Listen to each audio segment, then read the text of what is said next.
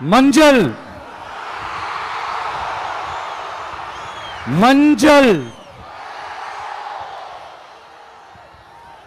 பொதுவா நல்ல காரியங்கள் ஸ்டார்ட் பண்றதுக்கு முன்னாடி இந்த மஞ்சள் எடுத்து வச்சு தான் ஸ்டார்ட் பண்ணுவாங்க.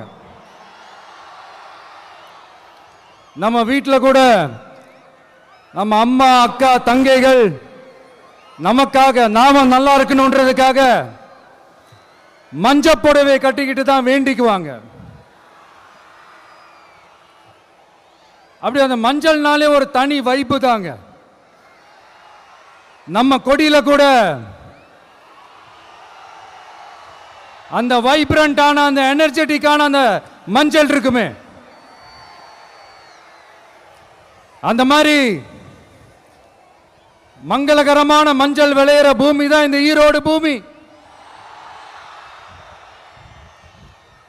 இங்க வந்து மஞ்சளை பத்தி பேசாம வேற எங்க போய் பேசுறது? அது மட்டும் இல்ல, இங்க ஒரு மகத்தான ஒரு மனிதரை பத்தி நம்ம பேசியே ஆகணும். இந்த ஈரோடு மண் விவசாயத்துக்கும் பேர் போன மண்.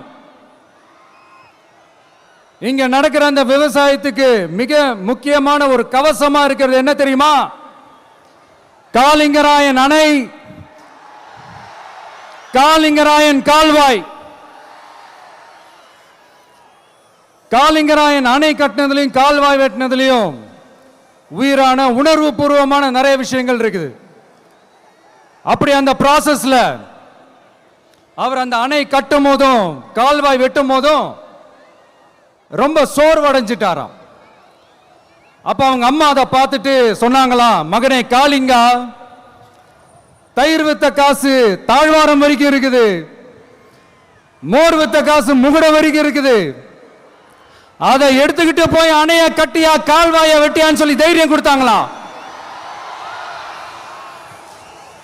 பெத்த அம்மா கொடுக்கிற அந்த தைரியம் இருக்கு பாருங்க, அதை தாண்டி வேற எதுவுமே கிடையாதுங்க. ஒரு மனுஷனால எதையும் சாதிச்சு காட்ட முடியும். அப்படி ஒரு தைரியத்தை தான் இப்ப நீங்க என்னுடைய அம்மா அக்கா தங்கைகள் நண்பா நண்பிகள் தோழர்கள்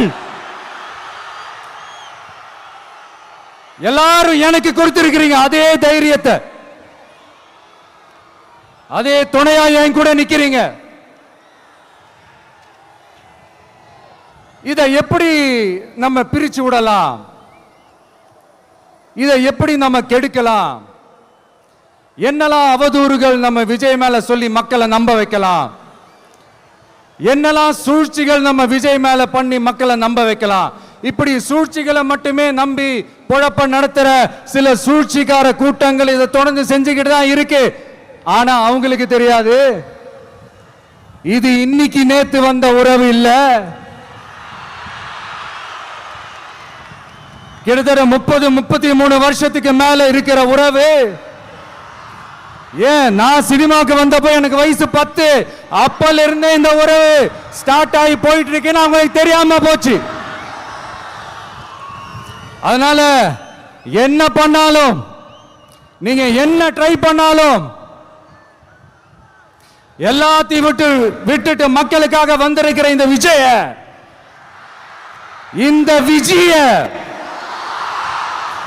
மக்கள் ஒரு நாளும் கைவிட மாட்டாங்க. மக்கள் கூடவே நிக்கிறாங்க, கூடவே நிப்பாங்கன்னு அவங்களுக்கு தெரியாம போச்சு. என்னப்பா நிப்பீங்கல்ல?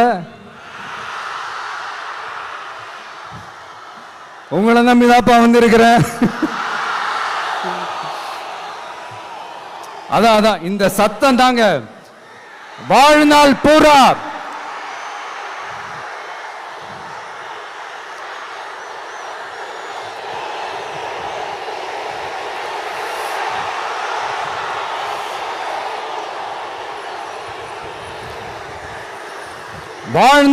உங்களுக்கு நன்றியோடவே இருப்பேன்.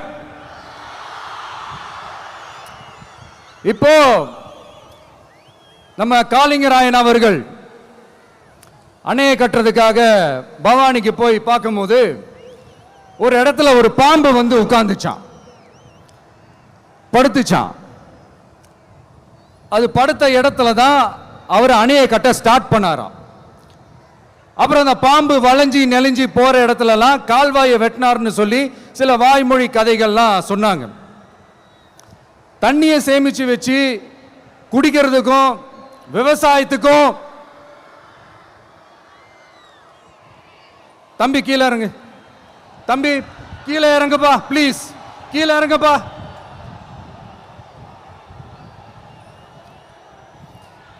Okay, thank you thank you. கீழே இறங்குங்க,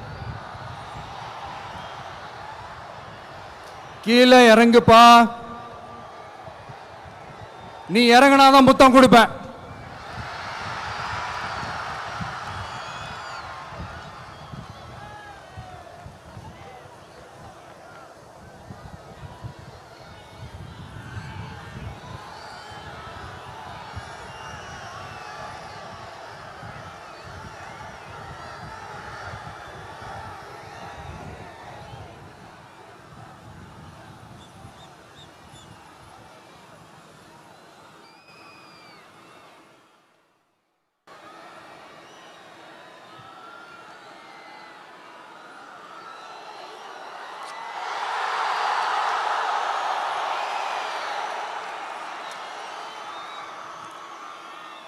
இப்படி தண்ணியை சேமிச்சு வச்சு குடிக்கிறதுக்கும் விவசாயத்துக்கும் வழி வகுக்கிறது எவ்வளவு பெரிய ஒரு நல்ல விஷயம்.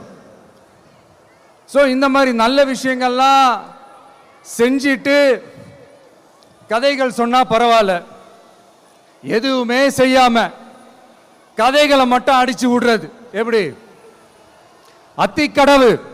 அத்திக்கடவு அவிநாசி திட்டத்தை இன்னும் விரிவுபடுத்தினா அந்த 3 மாவட்டத்தில் இருக்கிற லட்சக்கணக்கான மக்களுக்கு எவ்வளவு பிரயோஜனமா இருக்கும். எத்தனையோ லட்சம் ஏக்கர் நிலங்கள்ல விவசாயம் நடத்தினா எவ்வளவு பிரயோஜனமா இருக்கும். ஏன் அதெல்லாம் பண்ண மாட்டேன்றீங்க? வள்ளுவர் கோட்டத்துக்கு காட்டுற அக்கறைய இங்க மக்கள் வாழ்வாதாரத்தில் கொஞ்சம் காட்டலாம்ல, ஏன் காட்ட மாட்டேன்றீங்க? இங்க என்ன கவர்மெண்ட் நடத்துறாங்களா இல்ல கண்காட்சி நடத்துறாங்களா? இந்த 21ஆம் நூற்றாண்டிலே மக்களை பத்தி எதுவுமே யோசிக்கிறது இல்ல. ஆனா அந்த காலத்திலேயே இது எல்லாத்தையும் பத்தி யோசிச்ச மக்களை பத்தி, குடிக்கிற தண்ணியை பத்தி, விவசாயத்தை பத்தி, அணை கட்டுறதை பத்தி, கால்வாய் வெட்டுறதை பத்தி, இதெல்லாம் எங்கிருந்து? பவானியிலிருந்து நொய்யலாறு வரைக்கும் கால்வாய் வெட்டி இது எல்லாத்தையும் பத்தி யோசிச்ச காளிங்கராயன் அவர்களுக்கு கோடி கும்பிடு போட்டாலும் பார்த்தாதுங்க. இப்படி அந்த காலத்தில் இருந்த ஒரு ஹீரோவை பத்தி பேசிட்டு இந்த காலத்தில், அதாவது 1920th செஞ்சுரியில் இருந்த ஒரு ஹீரோவையும் பத்தி நம்ம பேசி ஆகணும்ல. ஒருத்தர் இலகிய மனம் கொண்ட ஹீரோனா இன்னொருத்தர் இரும்பு மாதிரி அயன் மேன் தான். எஸ், நம்ம ஈரோடு கடப்பாறை தான்.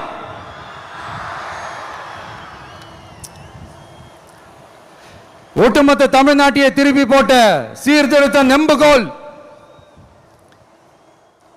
ஈரோடு மாவட்டத்தில் பிறந்த அவர்தான் இந்தியாவுக்கே இடஒதுக்கீடு சம்பந்தமான அரசியல் சட்டத்தை திருத்தறதுக்காக போராட்டம் நடத்தினவர் யாரு? நம்ம தந்தை பெரியாரு. 100 வருஷத்துக்கு முன்னாடியே வகுப்பு வாரி பிரதிநிதித்துவம் வேணும்னு கேட்டவர். அன்னைக்கும் சரி இன்னைக்கும் சரி ஒரு ஆச்சரியத்தோட பார்க்கக்கூடிய ஒரு மனிதர், நம்மளுடைய கொள்கை தலைவர். அப்ப அண்ணாவும் எம்ஜிஆரும் யாரு? பெரியார் அவர்கள் கிட்ட இருந்து எங்களுக்கு தேவையான கொள்கைகளை எடுத்துக்கிட்டோம். அவரை ஃபாலோ பண்ற, அவரை வழிகாட்டி ஏத்துக்கிட்ட அண்ணா அவர்கள் கிட்ட இருந்தோம், எம்ஜிஆர் அவர்கள் கிட்ட இருந்தோம் தேர்தல் அணுகுமுறையை எடுத்துக்கிட்டோம். அண்ணாவும் எம்ஜிஆரும் தமிழ்நாட்டோட சொத்து. அவங்கள பயன்படுத்துறத பத்தி யாரும் இங்க கம்ப்ளைண்ட்லாம் பண்ண முடியாது. அண்ணா எங்களோடது, எம்ஜிஆர் எங்களோடது, நீங்களா எடுத்துக்க கூடாது அப்படிலாம் யாரும் இங்க அழுதுட்டு இருக்க முடியாது, சொல்லிவிட்டேன். அதனால நாங்க ஒரு வழியில அரசியல் செஞ்சுக்கிட்டு போயிட்டு இருக்கிறோம். உங்களுக்கு தான் டிவிக்கு ஒரு பொருட்டே இல்லைல்ல, அப்புறம் ஏன் கதறீங்க? அப்புறம் ஆளாளுக்கு அங்க போயிட்டு இங்க போயிட்டு புலம்பி தள்ளிக்கிட்டு இருக்கிறீங்க. இது எப்படி இருக்கு தெரியுமா? எனக்கு பயம் இல்ல, எனக்கு பயம் இல்ல அப்படின்னு சத்தமா சவுண்ட் விட்டுக்கிட்டே சத்தமா பாட்டு பாடிக்கிட்டே இந்த நடுங்கிக்கிட்டே சின்ன பசங்க நடந்து போவாங்க. அந்த மாதிரி இருக்கு. முதல்ல மண்டையில இருக்கிற கொண்டைய மறைங்க சார்.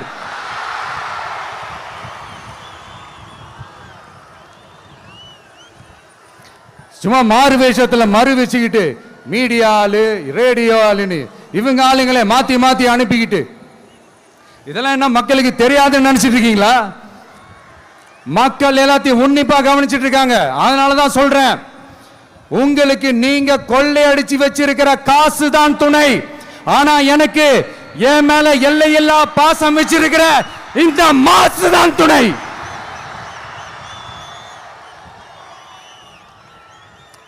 இப்படி நமக்கு துணையா இருக்கிற ஈரோடு மக்களுக்காக நான் இப்போ குரல் கொடுக்கலான்னு வந்திருக்கிறேன். சரி, இப்போ விஷயத்துக்கு வருவோம். பெரியார் அவர்கள் கிட்ட இருந்த அந்த செல்வாக்கையும் அந்த பதவிகளையும் அந்த பவரையும் வச்சுக்கிட்டு அவர் என்ன சொன்னார் தெரியுமா? இவ்வளவு செல்வாக்கு, இவ்வளவு பதவிகள், இவ்வளவு பவர் இருந்தோம் நான் ஒரு 5 பைசா காசு சம்பாதிச்சிருப்பேனா? எனக்கோ இல்லை என் குடும்பத்துக்கோ பட்டங்கள் வேணும், பதவி வேணும்னு ஏதாவது கேட்டிருப்பேனா? இல்லை ஏதாவது லாபம் பார்த்துருப்பேனா? இல்லை எதுக்காவது ஆசைப்பட்டிருப்பேனா? ஆனா அவர் பேரை சொல்லிக்கிட்டு அவருடைய கொள்கையை ஃபாலோ பண்றதா சொல்லிக்கிட்டு இப்ப ஆட்சியில இருக்கிறவங்க என்னெல்லாம் செய்யறாங்கன்னு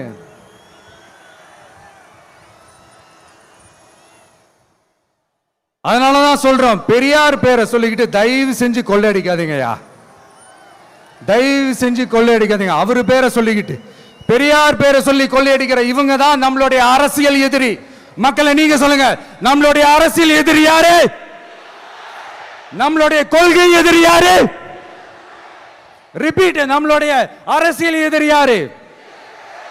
நம்மளுடைய கொள்கை எதிரி யாரு? உங்களுக்கு புரியுதுல்ல? எனக்கு அது போதும்யா, எனக்கு வேற எதுவுமே தேவையில்லை.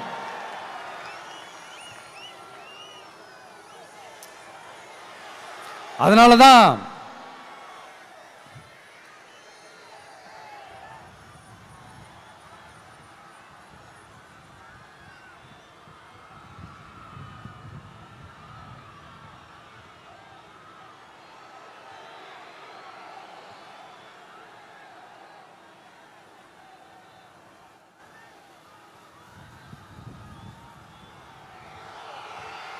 உங்களுக்கு நம்மளை பத்தி நம்ம அரசியலோட நீங்க எல்லாரும் என்னோட அரசியலோட கனெக்டடா இருக்கீங்கன்றது ரொம்ப தெளிவா தெரியுது. அதனால எனக்கு அது போதும். அதனாலதான் எதிரிகள் யாருன்னு சொல்லிட்டு களத்துக்கு வந்திருக்கிறோம். அதனால அவங்கள மட்டும் தான் எதிர்ப்போம். அதுவும் அந்த எதிரிகள் யாரு இப்போ இங்க 2026 சட்டமன்ற தேர்தலில் களத்தில் இருக்கிறாங்களோ அவங்கள மட்டும் தான் எதிர்ப்போம். சும்மா களத்திலே இல்லாதவங்களையும், களத்துக்கும் அவங்களுக்கும் சம்பந்தமே இல்லாதவங்களையும் எதிர்க்கிற ஐடியாலாம் இல்ல பாஸ். நீங்க கேட்கிறீங்கன்றதுக்காகலாம் எதிர்த்துட்டு இருக்க முடியாது பாஸ். எங்களுக்கு நிறைய வேலை இருக்குது.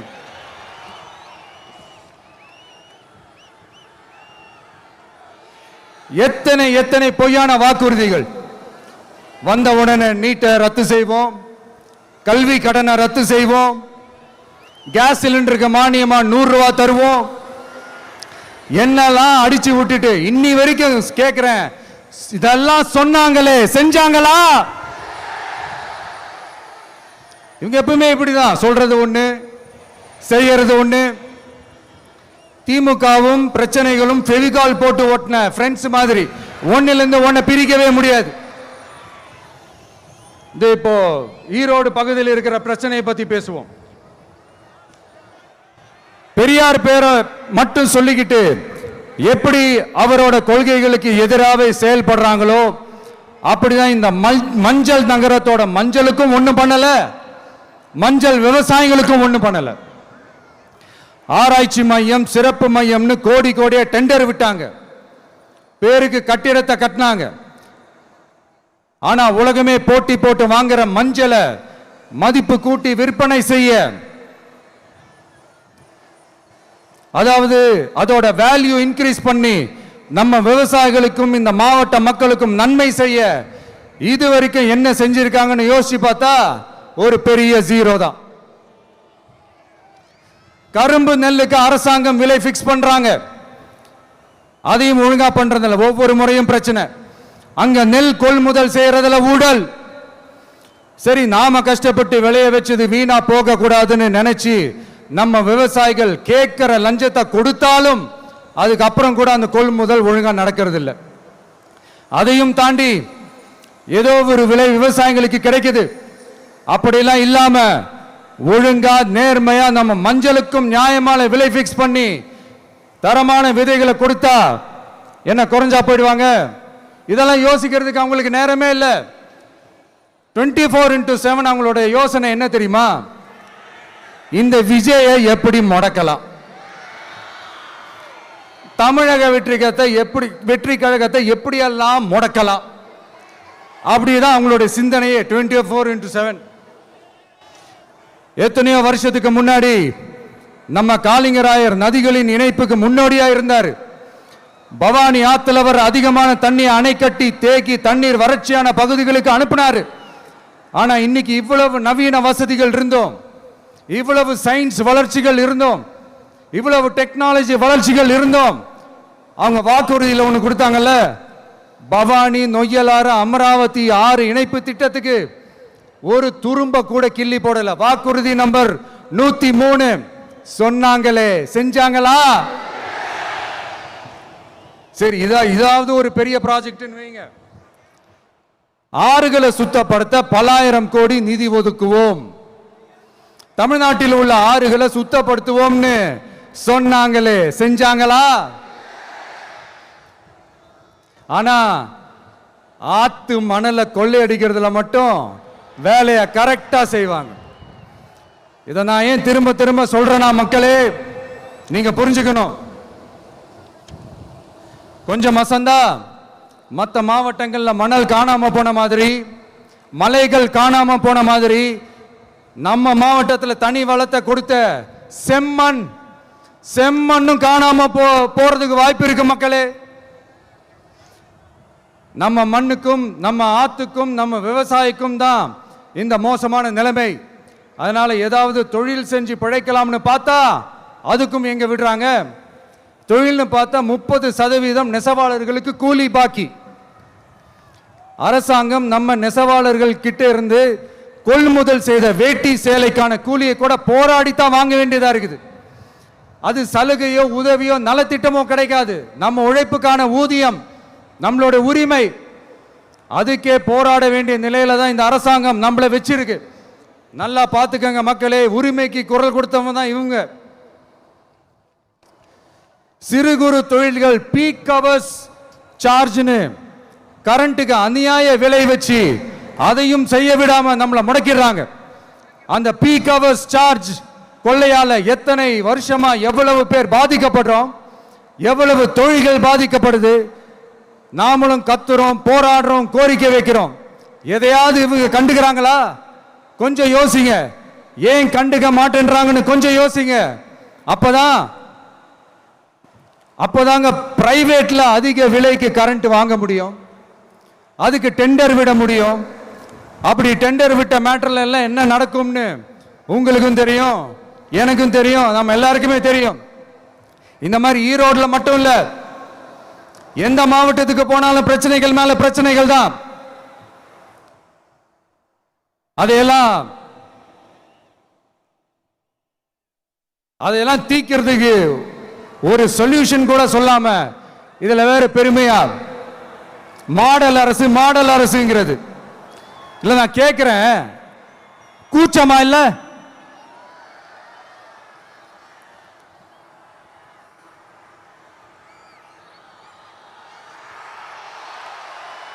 இதெல்லாம் கேட்டா அப்படியே நம்ம பக்கம் யூட்டர்ன் அடிச்சு வந்துருவாங்க.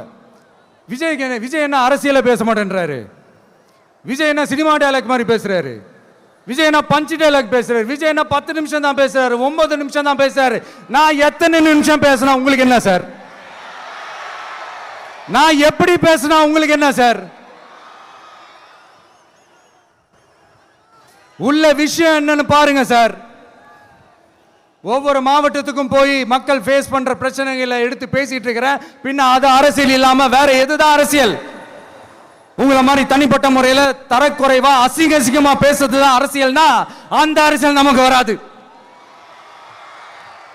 வராதுன்னா நல்லாவே வரும். உங்களை விட எனக்கு அது நல்லாவே வரும். வேணான்னு விட்டு வச்சிருக்கிறோம். அப்புறம் உங்களுக்கு நமக்கு என்ன வித்தியாசம்? காஞ்சிபுரத்தில் நாம பேசும்போது இந்த மாதிரி உங்களால் அமைக்கப்பட போற ஆட்சியில நம்ம ஆட்சிக்கு வந்த உடனே என்னெல்லாம் செய்ய போறோம்ன்றது சிலது சொன்னோம். அதையெல்லாம் தப்பா புரிஞ்சுக்கிட்டு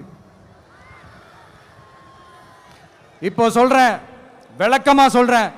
நான் சலுகைகளுக்கு எதிரானவன் கிடையாது. மக்களுக்கான சலுகைகளை இலவசம்னு சொல்லி அசிங்கப்படுத்துறதுல எனக்கு உடன்பாடு கிடையாது. மக்கள் காசுல மக்களுக்கு செய்யறதை எப்படி இலவசம்னு சொல்லுவீங்க? அப்படியே செஞ்சிட்டாலும் ஓசில போறேன்னு சொல்லி அசிங்கப்படுத்துறீங்க. என்ன கேட்கறதுக்கு ஆள் இல்லைன்னு நினைச்சீங்களா? மக்களுக்கு ஒண்ணுன்னா இந்த விஜய் வந்து நிப்பா, இந்த விஜய் வந்து கேள்வி கேட்பா. இந்த விஜய் எப்பவுமே மக்கள் பக்கம் தான். அதே மாதிரி மக்களும் என் பக்கம் தான். என் மக்கள் மானத்தோட மரியாதையோட கௌரவத்தோட வாழணும். என் மக்கள் யாருக்கும் கீழே கிடையாது. அப்படி அவங்க கௌரவத்தோட வாழணும்னா அவங்களுக்கான வாழ்க்கை தரம் உயரணும். வாழ்க்கை தரம் உயரணும்னா அவங்களோட வாழ்வாதாரம் உயரணும். வாழ்வாதாரம் உயர்ந்தாதான் பொருளாதாரம் உயரும். பொருளாதாரம் உயர்ந்தாதான் வசதி வாய்ப்புகள் உயரும். இதெல்லாம் உயர்ந்தாலே ஆட்டோமேட்டிக்கா அவங்களோட வாழ்க்கை தரம், அவங்களுக்கான மரியாதை, அவங்களுக்கான கௌரவம் எல்லாமே உயரும். இதுக்கான வழிகள், அந்த சூழல்களை அந்த கவர்மெண்ட் அமைச்சு கொடுக்கணும். இதுக்கான அந்த திட்டங்களை செயல்படுத்தணும். இதெல்லாம் செஞ்சாதான் அந்த அரசாங்கம் ஒரு நல்ல அரசாங்கம். இதைத்தான் சொன்னோம்.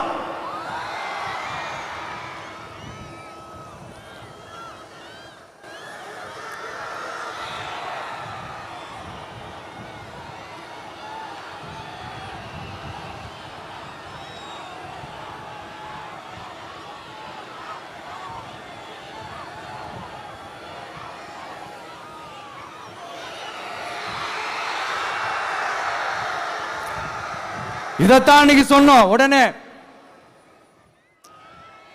சொன்னா மட்டும் போதுமா? எப்படி செயல்படுத்துவீங்க? நாங்க என்ன வாயிலே வடை சுடுறதுக்கு டிஎம்கேவா?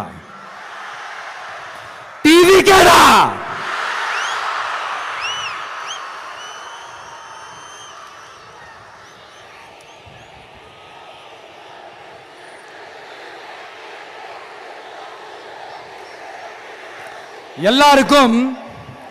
எல்லாருக்கும் நிரந்தரமான ஒரு வீடு இருக்கணும்னு சொன்னோம்.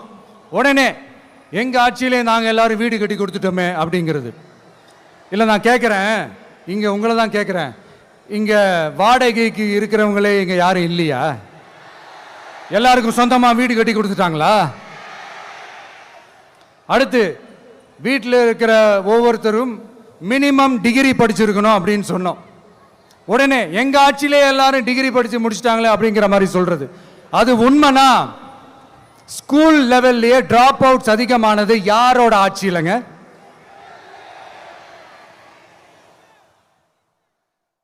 பசங்க பிள்ளைங்க யாரும் ஸ்கூல்ல சேரலன்னு சொல்லிட்டு எனக்கு தெரிஞ்சு 207 கவர்மெண்ட் ஸ்கூல்ஸ் மூடினது யாரோட ஆட்சியிலங்க?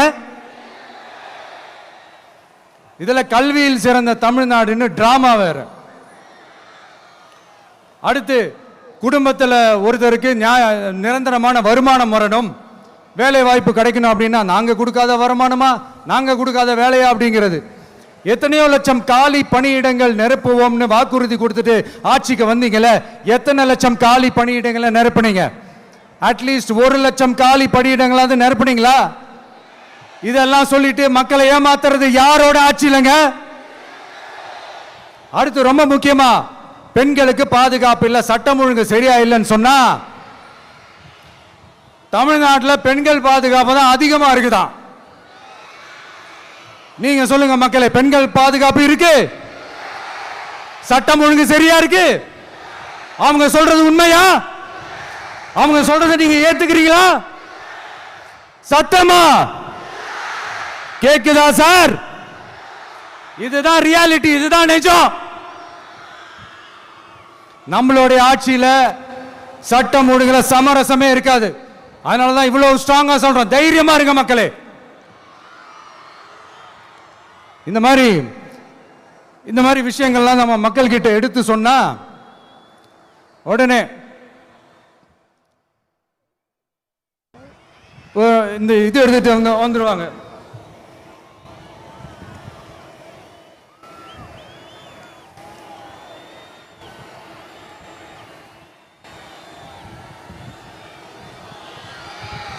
இந்த மாதிரி இதெல்லாம் என்னென்ன செய்ய போறோன்றது சிலதெல்லாம் காஞ்சிபுரத்தில் சொன்ன மாதிரி சொன்னா எல்லாத்தையும் தப்பா திருச்சி பேசிக்கிட்டு அவதூறு பரப்பிக்கிட்டு. நான் கூட யோசிப்பேன், எம்ஜிஆர் அவர்களும் மேடம் ஜெயலலிதா மேடம் அவங்களும் ஒரே வார்த்தையில சொல்லி இந்த திமுகவை காலி பண்ணாங்கல்ல. நான் கூட யோசிப்பேன், ஏன் இவ்வளவு ஹார்ஷா பேசுறாங்க, ஏன் இவ்வளவு ஹார்ஷா அவங்கள திட்டுறாங்கன்னு யோசிச்சது உண்டு. இப்பதானே புரியுது. அவங்க ரெண்டு பேரும் சொன்னதை இப்ப நானும் ரிப்பீட் பண்றேன். திமுக ஒரு தீய சக்தி, திமுக ஒரு தீய சக்தி, திமுக ஒரு தீய சக்தி, திமுக ஒரு தீய சக்தி, தீய சக்தி, தீய சக்தி, தீய சக்தி. என் நெஞ்சில் குடியிருக்கும் ஈரோடு மக்களே,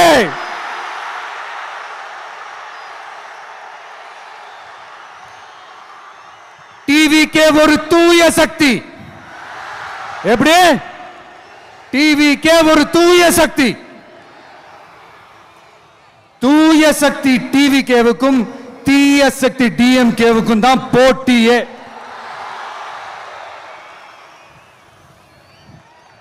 என்ன முடக்கலாம்னு நினைக்கிறீங்க, ஆனா இந்த சத்தத்தை ஒரு நாள் உங்களால முடக்க முடியாது. மக்கள் விரோத திமுக அரசை வீழ்த்த மக்கள் சக்தியான நம்மளால மட்டும்தான் முடியும். அண்ணன் செங்கோட்டையன் அண்ணன் அவர்கள் நம்ம கூட வந்து சேர்ந்தது நமக்கு ஒரு மிகப்பெரிய ஒரு பலம். அந்த மாதிரி செங்கோட்டையன் அண்ணன் அவர்கள் மாதிரி இன்னும் நிறைய பேர் வந்து சேர இருக்கிறாங்க.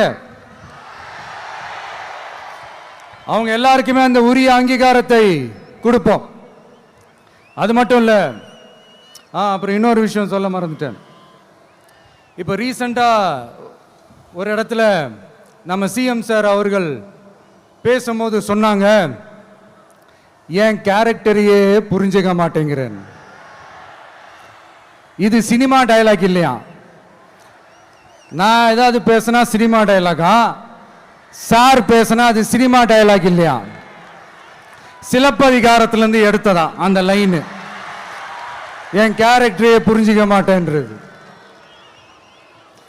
உங்களை எப்படிதான் சார் புரிஞ்சுக்கிறது? எந்தெந்த விஷயத்துலலாம் சார் உங்க கேரக்டர் நாங்கள் புரிஞ்சுக்கிறது? அதையும் நீங்களே சொல்லிட்டீங்கன்னா கொஞ்சம் நல்லா இருக்கும் சார். சட்டம் ஒழுங்குல நாடே சந்தி சிரிக்குது, அதுலையா? பெண்கள் பாதுகாப்புல நாடே சந்தி சிரிக்குது, அதுலையா? பொய் வாக்குறுதிகளா கொடுத்து ஏமாத்தி ஆட்சிக்கு வந்தீங்களே, அதுலையா? எதுல தான் சார் உங்க கேரக்டர் நாங்க புரிஞ்சுக்கிறது? ஆனா ஒண்ணு, தமிழ்நாட்டில் ஆட்சி செய்யற நீங்களும் சரி, ஒன்றியத்தில் ஆட்சி செய்யறவங்களும் சரி, நீங்க ரெண்டு பேரும் முதல்ல என்னோட கேரக்டரை புரிஞ்சுக்கணும் சார். என்னோட கேரக்டர்னு சொன்னது நம்ம மக்களோட கேரக்டரை. 2026 சட்டமன்ற தேர்தலோட அந்த கேரக்டரே கொஞ்சம் வேற மாதிரி சார். அதை கொஞ்சம் தயவு செஞ்சு நீங்க புரிஞ்சுக்கணும் சார். புரிஞ்சுக்கலன்னா மக்களே உங்களுக்கு புரிய வைப்பாங்க சார். கான்பிடென்டா இருங்க சார், நல்லதே நடக்கும் சார். வெற்றி நிச்சயம் சார். மீண்டும் சந்திக்கும் வரை நன்றி, வணக்கங்க சார். நண்பா, நண்பிகள், இங்க எல்லாம் பார்த்தோம், எல்லாம் நல்லபடியா நடந்தது. சேஃபா வந்துட்டு சேஃபா வீட்டுக்கு போயிடுங்க. எனக்கு எல்லாத்தையும் விட நீங்க தான் எனக்கு முக்கியம். தயவு செஞ்சு சேஃப்டியா போயிட்டு வாங்க. ஒரு ஈரோடு செல்ஃபி ஒன்று எடுப்போமா?